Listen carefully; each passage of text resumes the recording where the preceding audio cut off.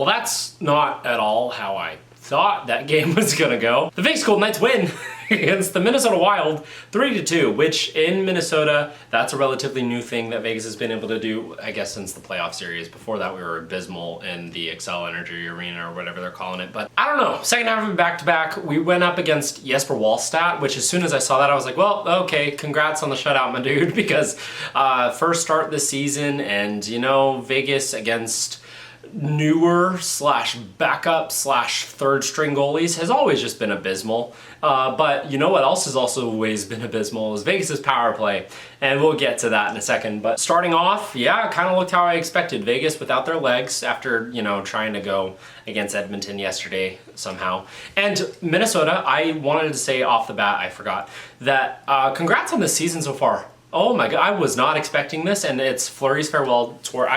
Both jerseys are Fleury, but how often am I gonna put the back of his jersey up for a video?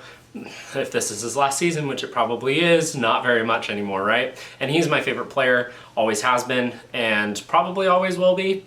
I don't know, there's a lot of time in the next forever, so hence why my son's middle name is Fleury. But giving him an opportunity to be in member of the Stanley Cup playoffs one last time, good on you, Minnesota, right? And good on you, Kirill Kaprizov. My dude, that guy is going off. And I, at this point, would say that he's the one deserving of the Hart Trophy so far this year. No. What am I? Of course, it's Jack Eichel, right? For the Hart.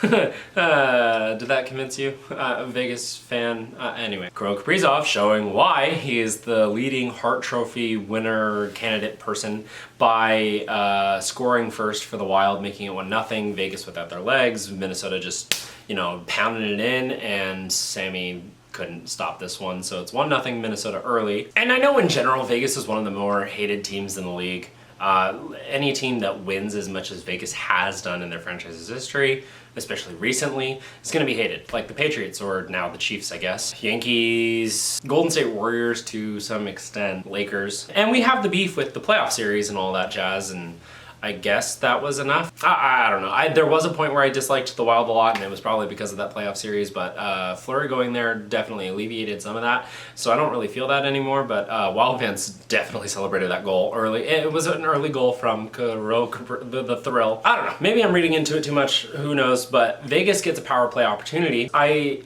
am so confident in Vegas's power play, and it's a new feeling. This season is the first time I've ever felt that in the franchise's existence.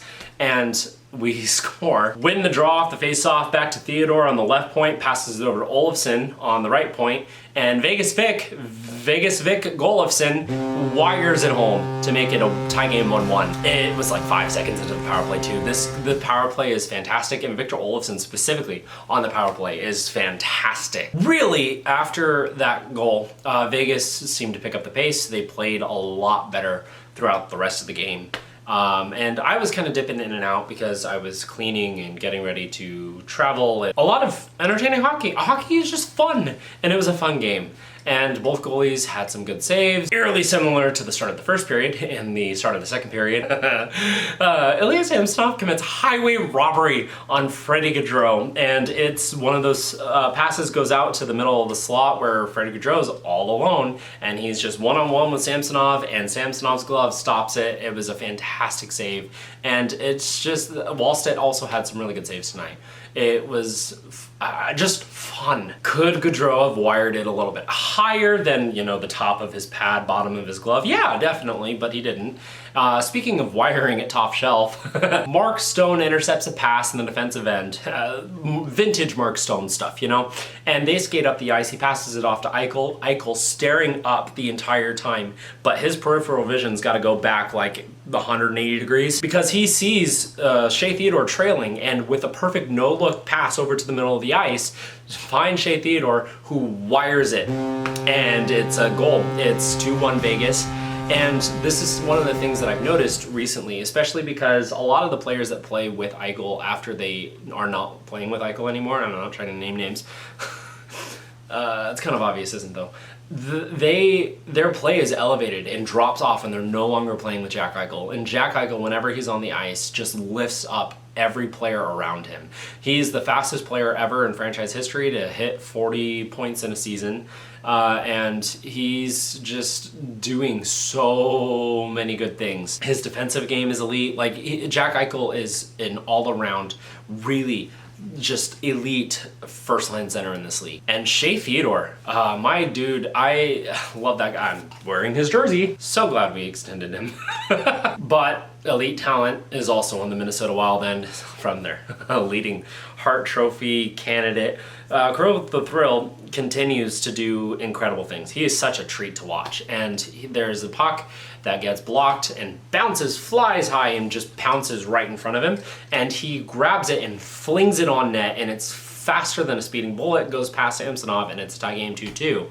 And all of that just like, hey, better second period from the Vegas Golden Knights than they did yesterday. After all of that, tied 2-2 going into the third, which is Vegas's best period. And even though they're on the second half of a back-to-back, and it was against Edmonton where they're running up and down the ice, like, it was just good to see that they still had enough legs for this. A little bit of an assist from Freddie Gaudreau on this though, because Victor Goalofsson grabs the puck on a little bit of a rush towards the offensive zone, wires it, and it goes off of Freddie Gaudreau's stick and into the back of the net past Jesper Wallstedt to make it 3-2 Vegas. And at first it was credited to Wild Bill, but was changed to Victor Olofsson's second of the night. He had a really good night, and it's good to have him back in the lineup. He was injured for a while, and our scoring suffered a bit from that. Also, Stone was out for the same amount of time, so having those two out. But I've been really impressed with Victor Olofsson's play so far this season. Even though he missed,